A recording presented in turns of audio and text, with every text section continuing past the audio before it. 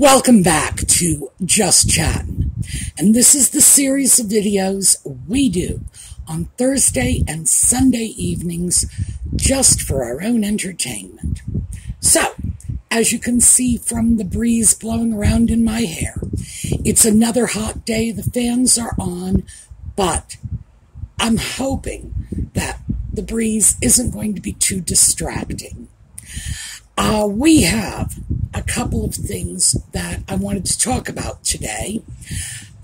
One is this recently broken story about the unbelievable hubris of Nutmeg and the sock puppet. Another is about whether or not they are pap worthy. And we may have some more that we're going to deal with if we have time. But yeah, it's all just spilling out there. So we'll get into it when we come back.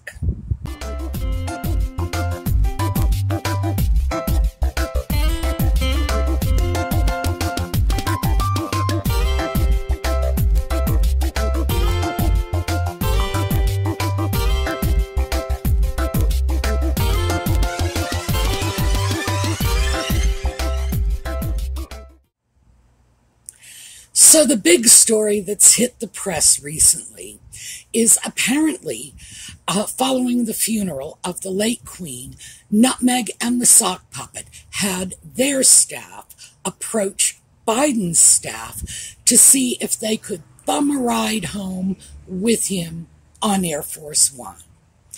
Now, I don't know where Biden was planning to go. My assumption is it either would have been Washington, D.C., or, who knows, possibly his home state of Delaware.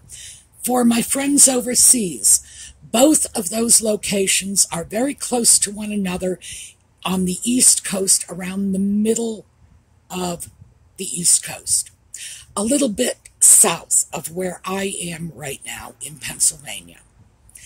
Meanwhile, Nutmeg and the sock puppet are off in California somewhere, so I'm not really sure how much good this would have done them.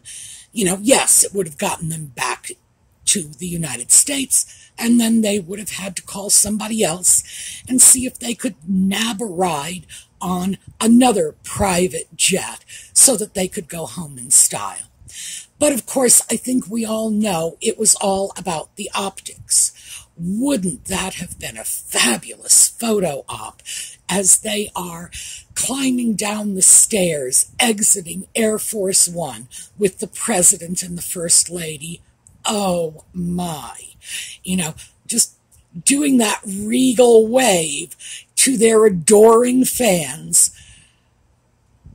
These people are so delusional. It's not, I was going to say it's not even funny anymore, but actually I still do find it funny. It hasn't gotten to the point where I can no longer laugh at it. Yes, this is Delulu Central here. Obviously, what they wanted was the perception that they are visiting royalty, coming in on Air Force One with the President and the First Lady. Now, Biden's staff, to their credit, said no and just shunted Nutmeg and Ginger's request aside.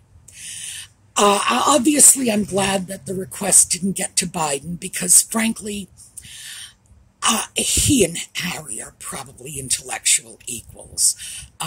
It's pretty well known that Biden graduated college at the bottom third of his class, and it was not Harvard. And he also graduated law school in the bottom 10th of his class. Again, not Harvard. So, hey, I'm sure those two can probably sit around trying to count their toes together and have a gay old time. But fortunately, the decision was not left to him. The staff made it for him. And turns out, as these stories are unfolding, that this is not the first time Nutmeg and Ginger have been brushed off.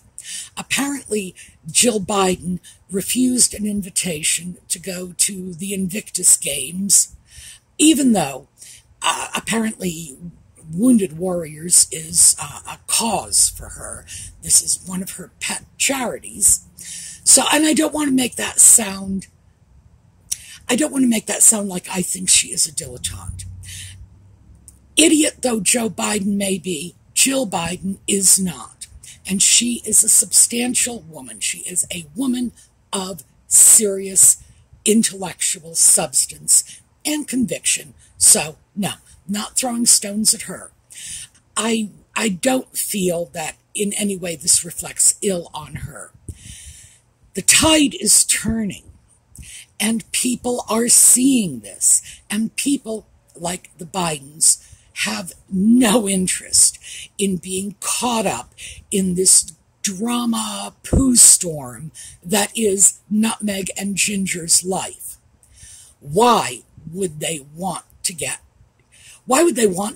wrapped up in that? No good could come of it. Apparently, Biden's staff had come to the conclusion that this would create disturbance, that it might be offensive to the British royal family. Lord knows I think it would have been very offensive to both the British public and to the American public, because Air Force One is supported by tax dollars. And even though when people who are not there for presidential business go on the plane, for example, Biden's family, he has to pay. Journalists, they have to pay. If say, a senator or congressman or woman had said, "Can I catch a ride?" they might or might not have to pay, depending on the capacity in which they were serving when they were overseas. But it creates a very bad impression when celebrities are catching rides on Air Force One. Also, given what's going on with the British royal family and the allegations, it would also look as if the Biden administration was taking sides. And if they were taking sides, that side would be against the royal family. Why would they do that? The British and the Americans have worked very hard for a very, very long time to repair relations. And let's not lose sight of the fact that 250 years ago, we were not exactly the best of friends. And it wasn't just one war, we had two wars. Remember the War of 1812, the one that everybody forgets. Oh yeah.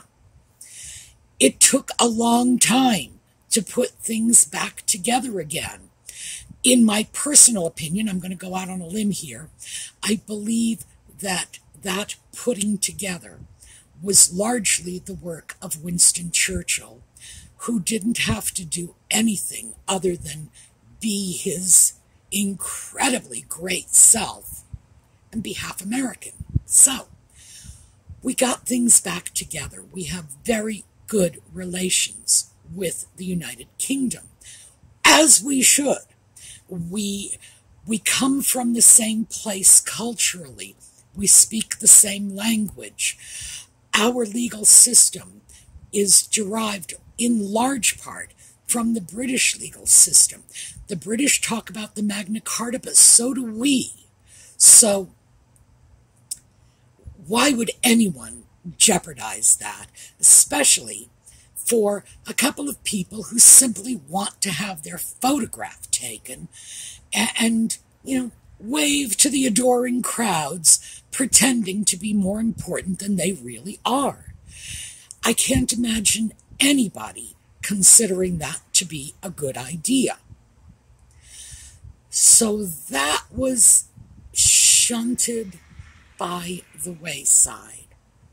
Of course, we also have the situation with Jill Biden having declined an invitation to the Invictus Games.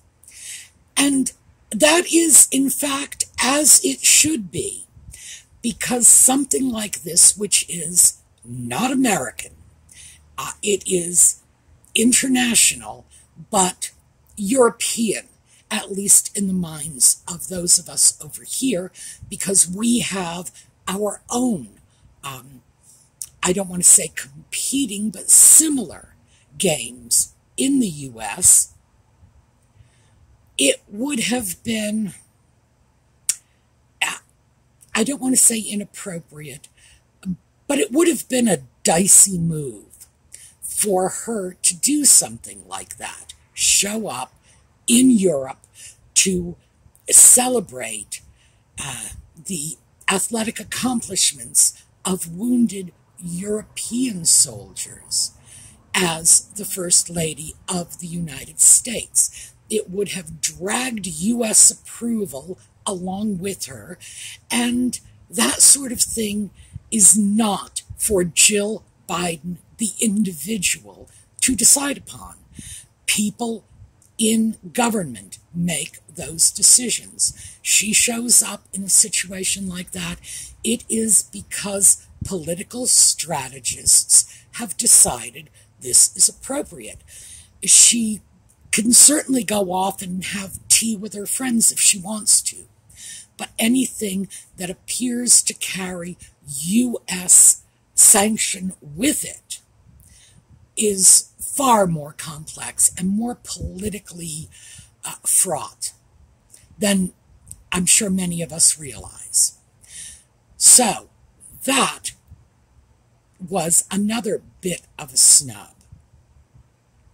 And then another interesting little tidbit has been dragged out along with the rest of these stories, because when they start talking about the Bidens and Nutmeg and the sock puppet, they seem to invariably go back to the fact that Jill Biden once wore a dress with lemons on it, and Nutmeg once wore a dress with lemons on it, and this was taken as a tacit sign of approval from Jill Biden to Nutmeg. And Nutmeg, by the way, allegedly sent Jill Biden a basket of lemons as a thank you for wearing a lemon dress in order to show her support.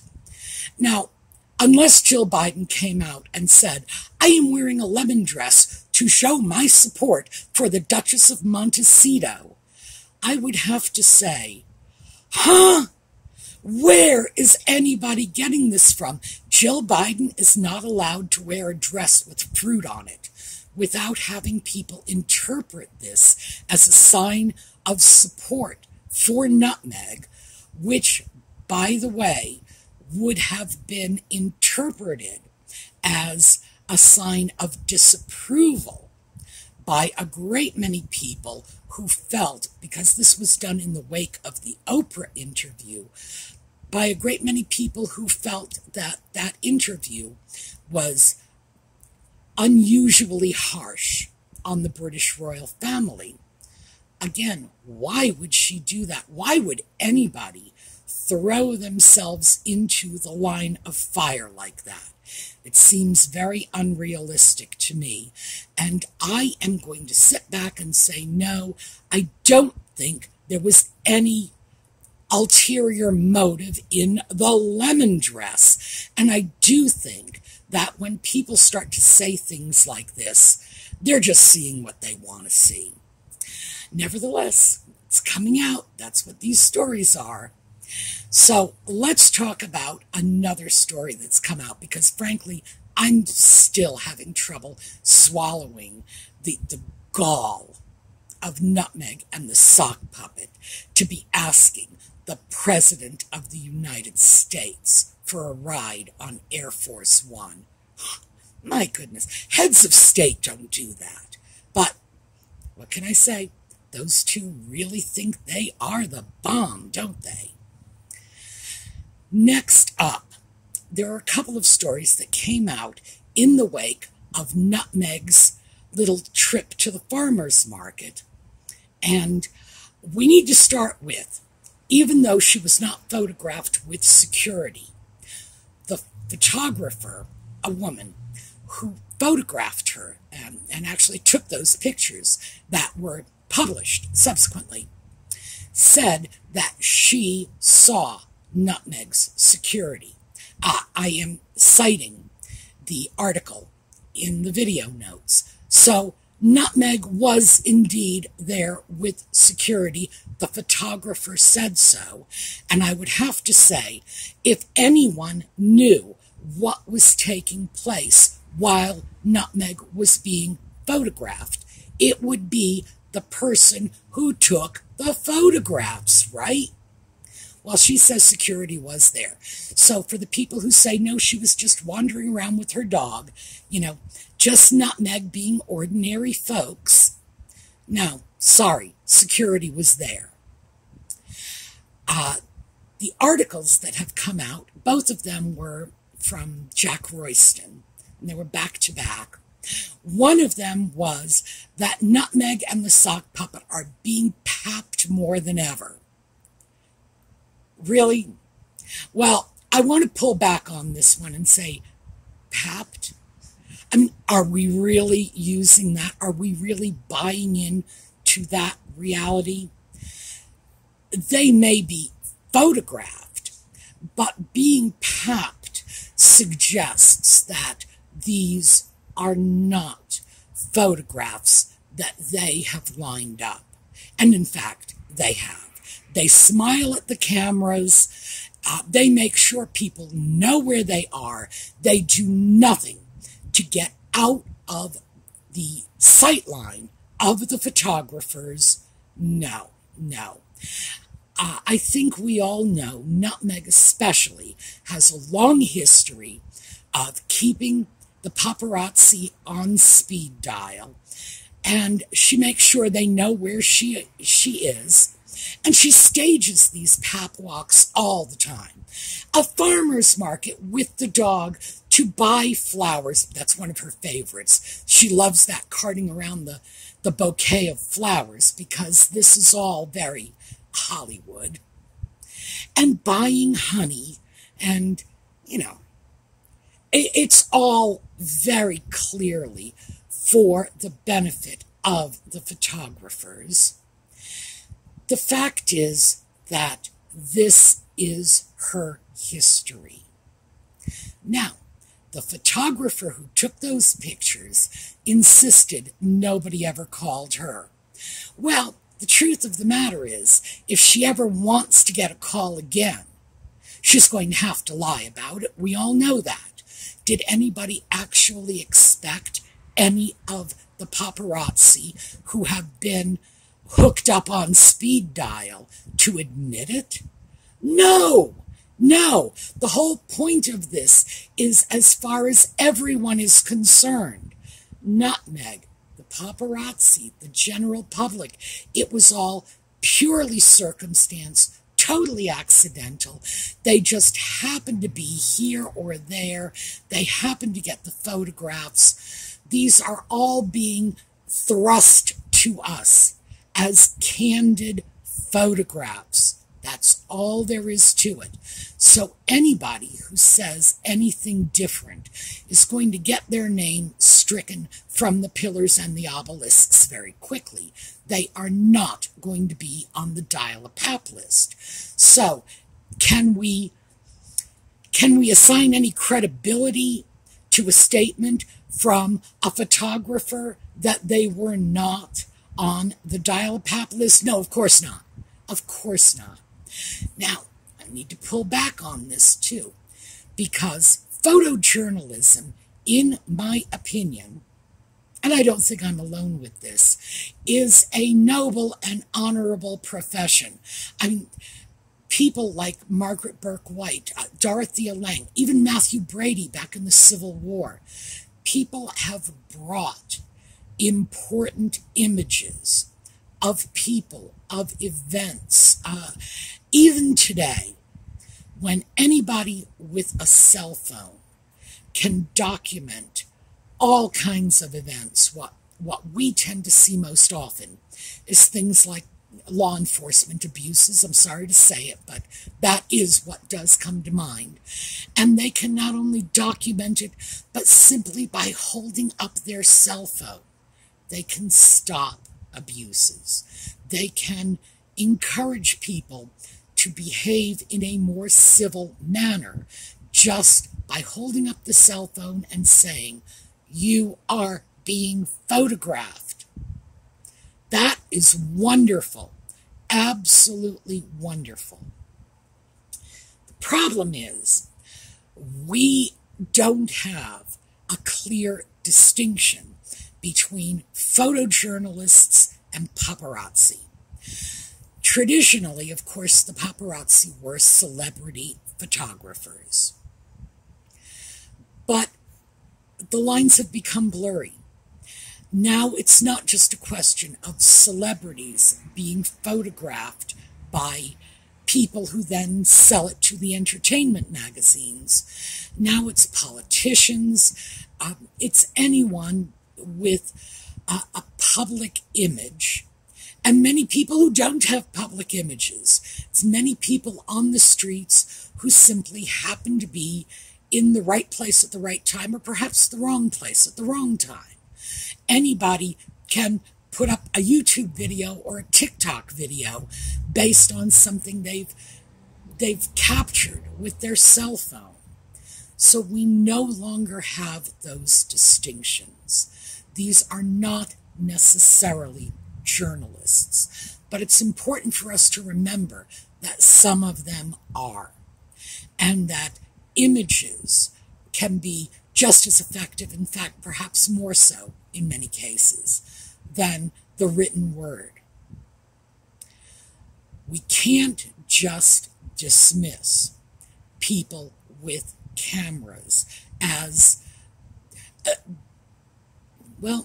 celebrity photographers, because we didn't use the term paparazzi back in the 40s and 50s when Hollywood was in its heyday and people were running around with giant cameras with those huge, huge flashes. No. There is less distinction today. And it's very easy for us to forget that people with cameras have a place in our society. We can't just dismiss them out of hand.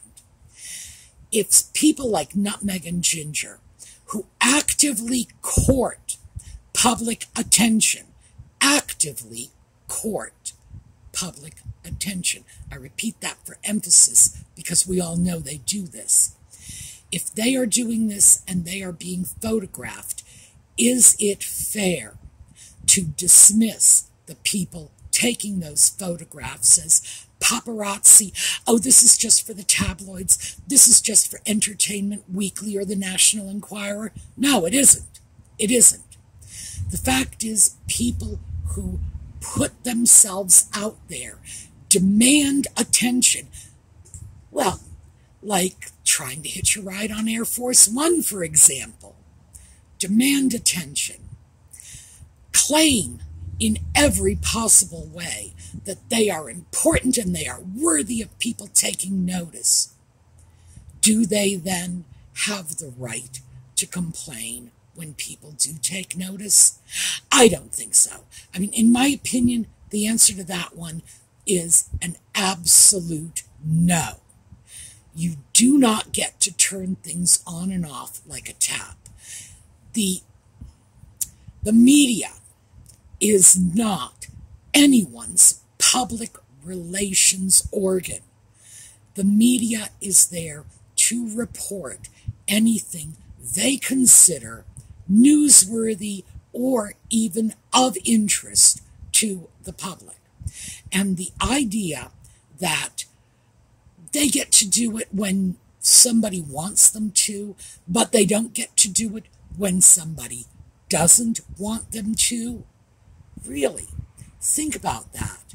Where would we be if we could only see people in politics, in law enforcement, in government, in the halls of commerce? if we could only see what they want us to see. Well, we wouldn't have the Wall Street Journal. We wouldn't have the Washington Post. We wouldn't have the New York Times. You know what we'd have? We would have 1950s era Pravda. That's how we would be getting our news. We might as well just close up the free press. So, do I have sympathy for this? Absolutely not. None. Not a lick.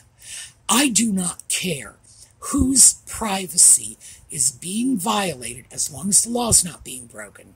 I don't care whose privacy is being violated by the press.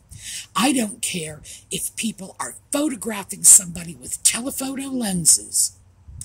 If somebody is stark naked out in a cornfield and they don't think they're being observed, oh, well, too bad.